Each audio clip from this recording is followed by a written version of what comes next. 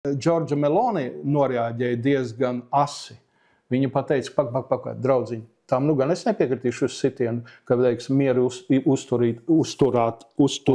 uzturētājus vajadzēs nosūtīt. Tas tomēr jautājums jau tāds ne jums tikai vienam Makronu to jautājumu risināt.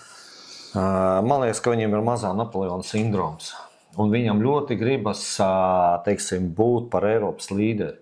Jo reāli, paskaties, kas notiek tagad Eiropā, godīgi sakot, nav tāda vienota līderi, kas varētu visu Eiropu vilkt. Nav.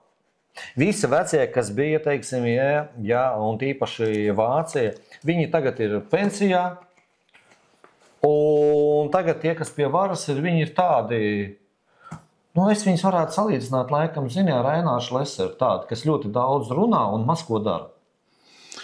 Es nezinu. Dargie skatītāji, rakstiet komentāros, bet es esmu pieredzis runāt to, ko es domāju. Ja?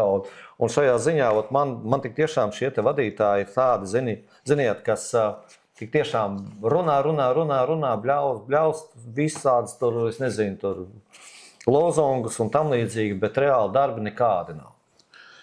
Viens solis uz priekšu, 2 atpakaļ.